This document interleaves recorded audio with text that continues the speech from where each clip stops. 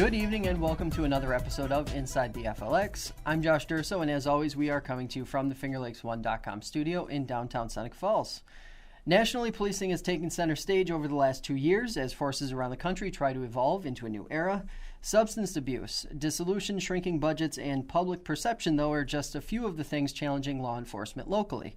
To talk about these issues and much more, Wayne County Sheriff Barry Virts is here to have a little chat with us. How are you today? Good, Josh. Thanks for having me. So just to get things started here, talk to us a little bit about how you got started in law enforcement and what shape your career has taken through the years.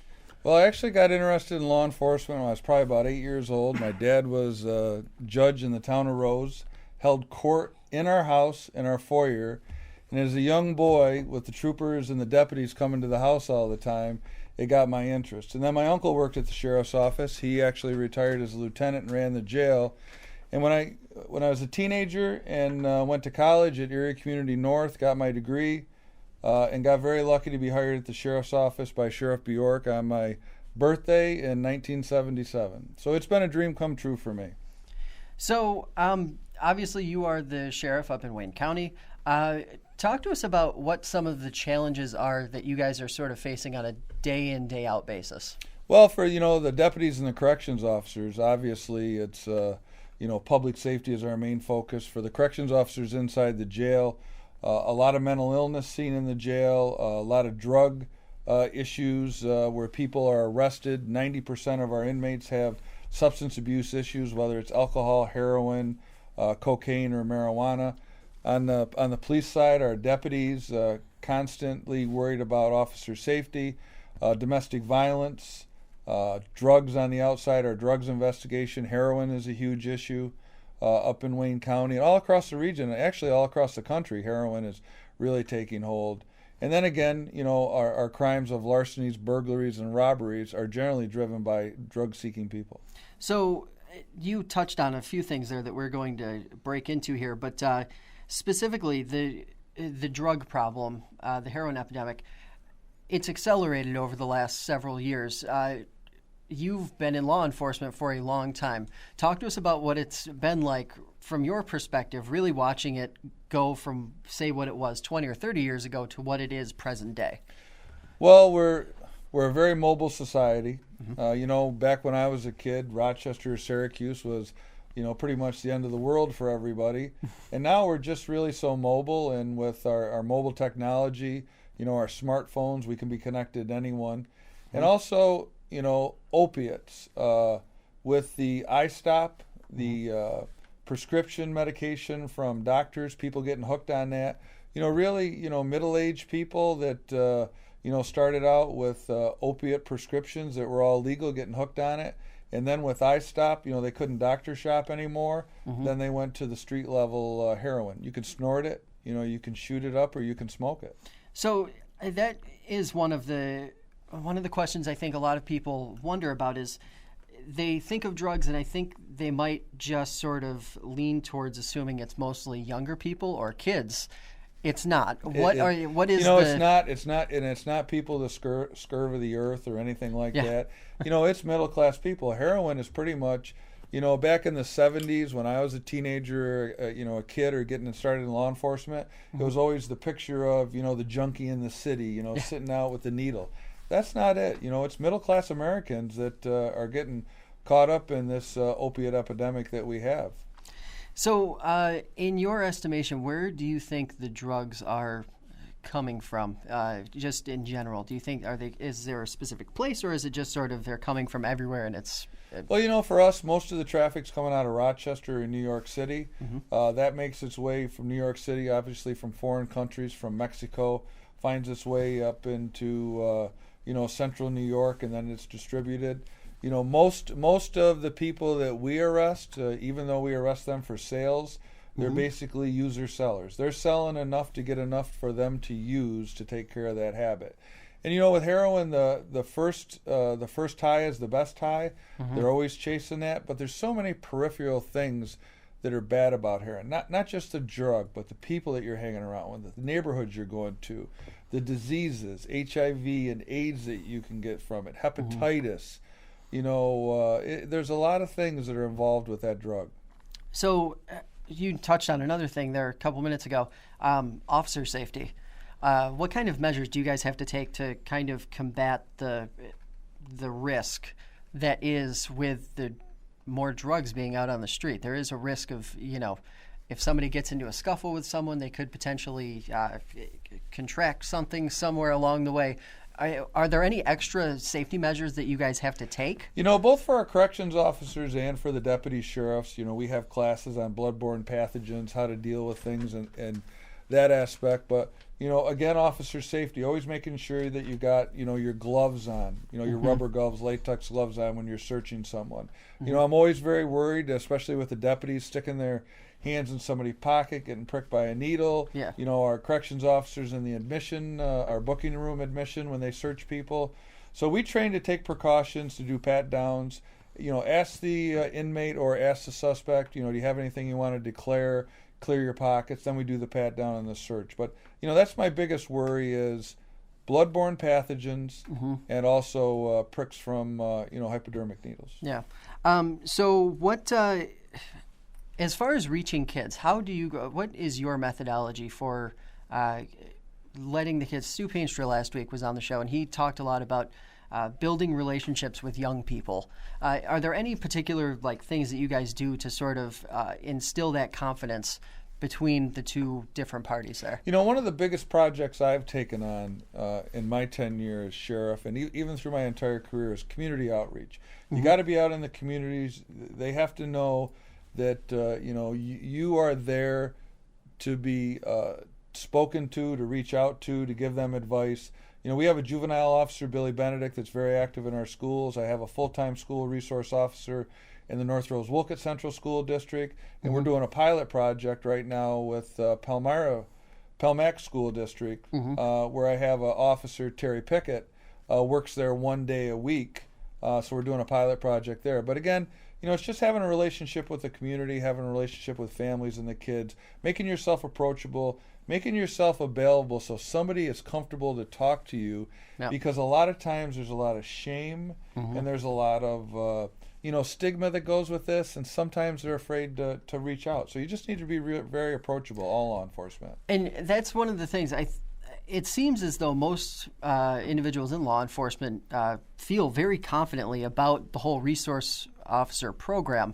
In a perfect world, would that be something that's implemented in every school across the board? That's actually one thing I'm addressing in my annual report. I'm doing a letter that'll be out next week, the annual report for our 2015 budget year. And my goal and vision is to put a school resource officer in every single one of the 11 school districts in Wayne County.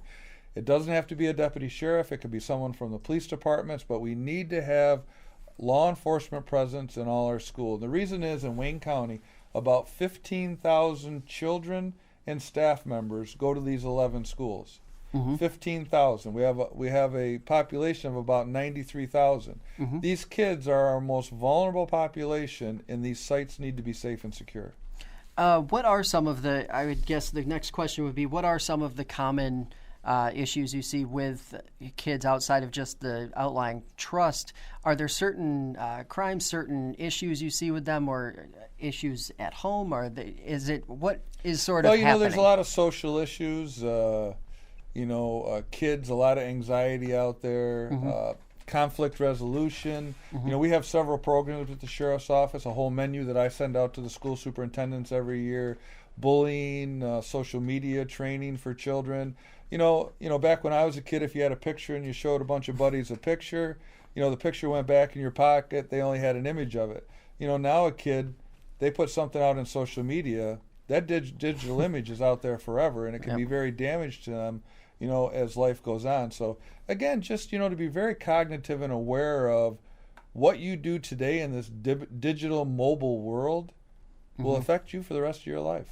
And I thought it was really interesting. We were talking a little bit before we came on the air, and I thought you had a really interesting perspective on how young people are treated in the legal system. 16, 17-year-olds, if you want to elaborate on that a little bit. I get in a lot of trouble with my colleagues and my peers and even, some of the upstate legislators, but I truly believe in the 16 and 17-year-old raise the age. And when I say that, I believe in the science and the philosophy of raise the age. None of us none of us are the same person that we were when we were 16 and 17 years old. We have more knowledge. We have more maturity. We have more experience. So I agree with, especially nonviolent. Okay, we're talking about, the kid's petty larceny, the trespass, the criminal mischief, silly stuff, stupid stuff that is criminal behavior. But kids shouldn't be punished for that. Now, we have a hybrid system here in New York with youthful offender. You can get 1 million youthful offenders for a misdemeanor. You get 1 for a felony. But again, I believe in the science and the philosophy of raise the age for 16 and 17-year-olds. I don't quite trust the procedure that the state's going to put forward, and I certainly don't trust the funding, because they say they'll pay for it 100%. But as we know, the state starts out with good intention to fund these programs, and then it all gets put back on the local taxpayer, at the town and the county level. So, okay, that's a perfect segue right into my next question. What sort of challenges do you guys see on a day-to-day operational basis as far as funding goes? Because funding, sometimes it goes up, more times than not, though, it goes down. So what do you guys have to do to sort of fight the tidal wave, so to speak? Well, from my chair as sheriff, the toughest thing for me to do is to merge the business piece of it. That's the budget with the operations piece of it. So, I have literally wrung that sheriff's office budget as tight as I can get it. Every year I go through every single line, to reduce costs. I'm at that. We're down to personnel now. I've had to shift personnel. We've reduced our jail staff by 8 full-time corrections officers because our count went down. So again, constantly looking at where the need is, where the resources need to go. And, I'm a pretty frugal guy with taxpayers' money. I'm pretty generous with my own money, but with taxpayers' money, I'm pretty frugal. Had a conversation with our, food vendor. He goes, well, it's only a penny, per meal more. Well, that penny turns out to be like $1,250, and now you take $1,250 there and another $500 here, $600 there. It adds up to be a chunk of money. So, constantly on the business side, very transparent with the business operations, the resolutions, and how we do our business. But I'm very tight-lipped of what we do in our criminal investigations. So, to that funding end, recently you released your column today, monthly report. The Marine Patrol funding reduction that is taking place. Everyone should care about this, from what I read out of your column. Explain to our viewers what this is and what the reduction means to what you guys do. Every single individual in the Finger Lakes area and around the greater Rochester and greater Syracuse area, upstate New York, should care about this. People can say, I don't own a boat, I don't live on the water, I don't go to the water, but you should care. Because the Finger Lakes, our water, our navigation, is a big economic engine in our area. So people that boat, people that go to our state parks and things like that, they want to be safe and secure.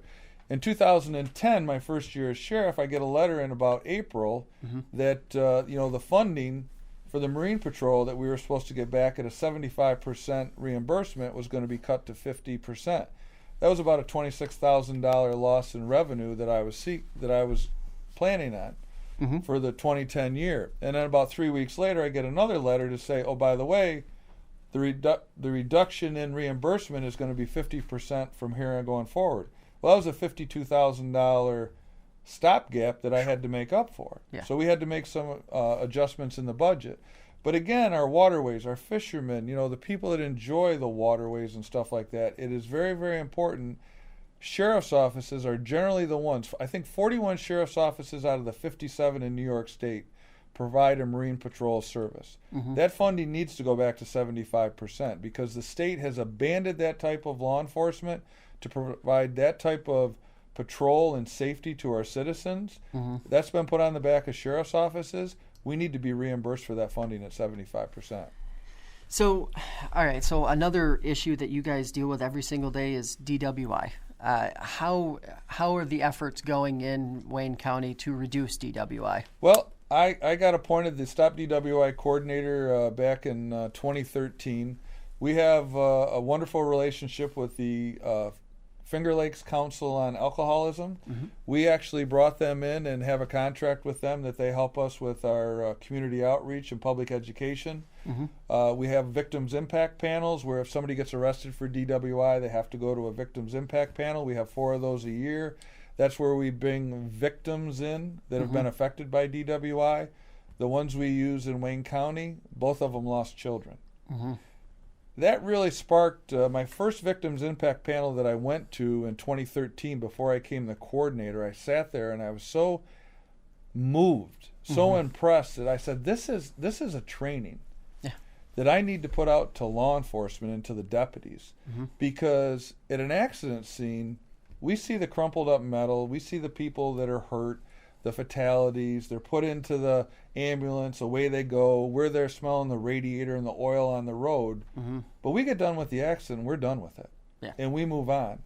Families and victims and people that have lost loved ones, that pain never leaves them. So what I did, we had with the Council on Alcoholism, we actually did a victims impact panel for just law enforcement officers. I had these families that had lost children come in and talk to the deputies, and it was very, very moving to the deputies. That tells them, it shows them that, look, you stop a car, and if somebody was intoxicated, they're about drugs, and the guy or the girl, they're looking for a break, and it might be borderline, you let them go. They might kill somebody. We're most vulnerable in our motor vehicles. We are most vulnerable in our motor vehicles, every single one of us, to a fatality. That outside our homes, that's where we're most vulnerable. So piggybacking off of the whole policing and what your efforts are like in Wayne County, two communities, one community has already gone through dissolution, another one is mulling, potentially going through dissolution. How does that impact how you guys do your job? Well, Lyons went through dissolution. It was about a 3-year process. From the beginning, I said, look, that's a decision that the Village of Lyons residents have to make. That's not a decision that the sheriff, I should, interject myself into. But all through the entire process and all the meetings that I went to and where I was asked to speak or testify in the meetings, my message was always consistent, and it still is to this day.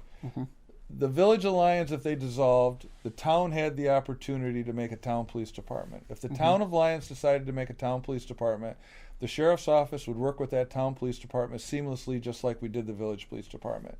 Or the town could decide to pay for dedicated services with the sheriff's office to provide 24-hour coverage, 16-hour coverage, whatever they decided they wanted to have, and we would come up with a contract and a contract with payment to the county and the sheriff's office, and I would provide those patrols through deputies.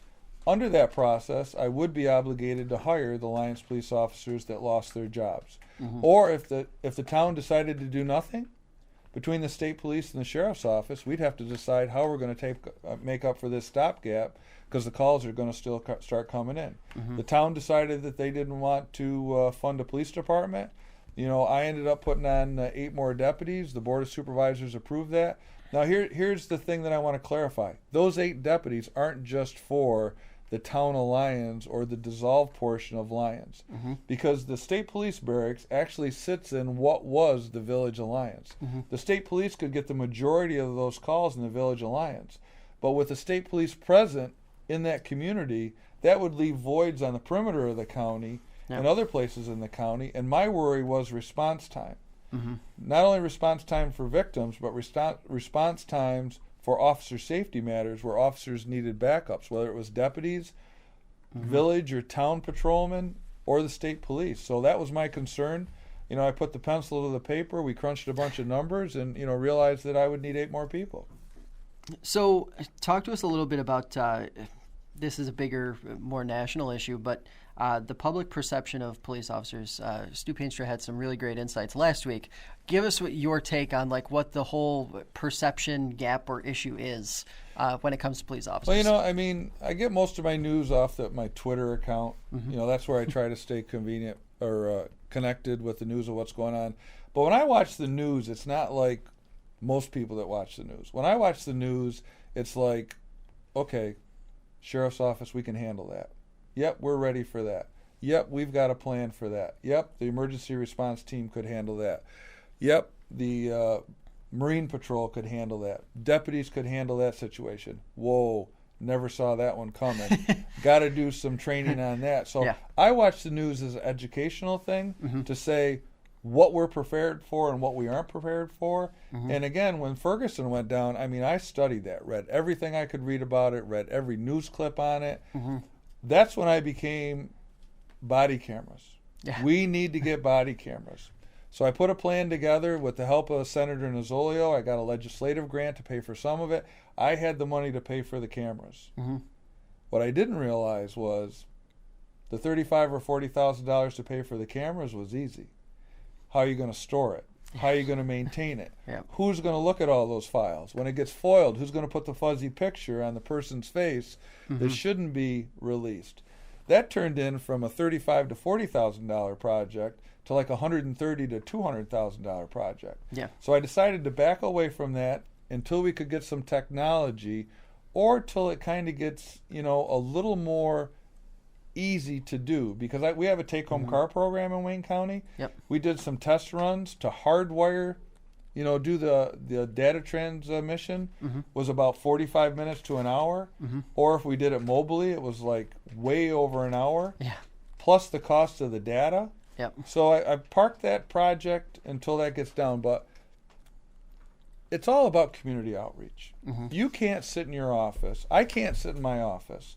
I can't expect my deputies to sit in a car, to drive around, to just answer the calls, to give people tickets, and expect the community is going to respect us and is going to understand us. I need to get out of the office to get to meetings, get out to community festivals so people can talk to me. They need to understand that my philosophy is that we're going to be accountable for our actions, good or bad, that we're going to show dignity and respect to everyone, even the people that we arrest. People understand that when they see you, they talk to you. They see it in your eyes, they see it in your voice, they see how you act, they see how you expect your deputies to act, how you act around your deputies, how your deputies act around situations. So it's constant training, it's constant reinforcement to the deputies that what we do is important, our job matters, our job is to solve problems and to help people. So since you took over in 2009, what are some of your proudest accomplishments within the office? Well, I can't say they're just my proudest accomplishments, because I have 192 employees at the sheriff's office. Yes. And it's not a me sheriff's office, it's Sheriff Barry Virts. It's a we sheriff's office. And I have a great command staff, great group of deputies, great group of corrections officers, court security officers, and clerical staff that keep this thing going. As a group, as a law enforcement agency, as a sheriff's office, I think being the 5th sheriff's office in the state to be fully accredited in all our operations, the jail facility, road patrol, civil office, and court security. That's very important for our professionalism and our standards and our policies. The other thing is my ability to reach out to the local police departments. We weren't involved with Wayne Net, which is the county's drug task force. We didn't help the police departments in their community festivals. With the help of Chief David Chrysler out of Newark PD, him and I, we were able to get the police departments together, and now we work as a solidified team. Yeah, we're our own law enforcement agencies. Yeah, we all wear different uniforms, but we all work together. So that collaboration of getting all law enforcement with the state police and the local police all working together in Wayne County is good. I now have 2 full-time sergeant investigator and a deputy that are assigned to the Wayne Net full-time. Actually, that sergeant supervises that whole activity of Wayne Net. That used to be housed at a location that they had to pay rent for. We now house that in the sheriff's office. So that's another thing. National training that I've brought. I'm on the Domestic Violence Committee of the National Sheriff's Association. I've brought 3 trainings back to the county, offered that to all the Finger Lakes area law enforcement. A couple of those trainings would have been $10,000 each if we had to pay for those. I brought those to the county for nothing. So that's a good accomplishment. With Dr. Surratt of the North Wayne Hospital Emergency Room, we've started a tactical medical team that they actually have about 8 EMS folks that train with our emergency response team. So when our emergency response team gets called to be deployed, this tactical medical team will go with them to be their medical people. So if one of my deputies get hurt, I've got tactical people that are medics right on scene. That's a huge accomplishment. It is really that awesome. We've done. So what are some of the, if you have any events or anything like that coming up that your office is sponsoring, is there anything that people in Wayne County should be keeping an eye out for over the next few months? Yeah, we'll start our boater safety classes. They'll start up. We do a collaboration with the Pelmac School District. We host them at the Sheriff's Office and other places around the county. That'll be on our website. I'll do Facebook postings for that. Right now, because it's cold out, the community festivals will start in May with, Williamson Apple Blossom being the first one. And then we'll have several throughout the year. The Wayne County Fair in August is always a big highlight that we have. We do child seat safety programs that we'll have throughout the year. And I'll post those on the Facebook page. We don't have any right now scheduled, but I'll have those on the website and the Facebook page. And what is that Facebook page is? Wayne County Sheriff's Office. Okay. And it's Wayne County Sheriff's Office, New York, not Wayne County, Detroit. A lot of people get that mixed up. So the last question before I get you out of here. I asked Stu Peenstra this last week. I'm going to ask you the same thing. For young people who want to pursue a career in law enforcement, make the case. They see a lot of negative stuff out there. Make the case why law enforcement is the way to go. I got involved in law enforcement, as I said. My dad was a judge, and I saw how my dad treated people and how fair he was with people and how he took time with people, not only in the courtroom that was in our house, but in the community when people would come up and talk to him. And my uncle was a great mentor and just a wonderful individual in my life that, it's not about you're going to be a forensic investigator. You're going to find that piece of hair that's sitting on the counter to solve the crime. It's about being a problem solver, going out there and helping people. Yeah, you do have to arrest people. I've been around since 1977. There's people I've arrested. Those same people have been witnesses for me. Those same people have come to me and said, hey, look, I'm having trouble with my son or my daughter. Can you give me some advice? So to be fair, firm, and consistent, to show dignity and respect to people, it has been a dream come true to me. Not just because I'm sheriff, but law enforcement in general has been a dream come true to me. It's a great team atmosphere where you work with individuals, but you really have to be a lot of integrity and have a lot of ethics, because everybody that I hire and everybody I work with, just because I'm sheriff, this patch on my shoulder, 192 people are represented by that patch. Yep. If one of us screw up or do something we shouldn't do, all of us are affected by that. So again, it's a great career. I would suggest that if you like people and you like solving problems, good field to get into. All right, so I really appreciate you coming on today. I'm sure we'll be having you on again here in the next few months down the road. Thank you very much. All right, well, that's going to do it for us today. I'd like to thank our viewers as well as Sheriff Virts for joining us, and remind everyone that next week, Scott Levine of the Seneca County Addictions Program will be here to talk about some of their efforts to reduce drug abuse in Seneca County. As always, remember to check out FingerLakes1.com for the latest news and updates from around the area. For Wayne County Sheriff Barry Virts, I'm Josh Durso, inviting you to join us next week on another episode of Inside the FLX.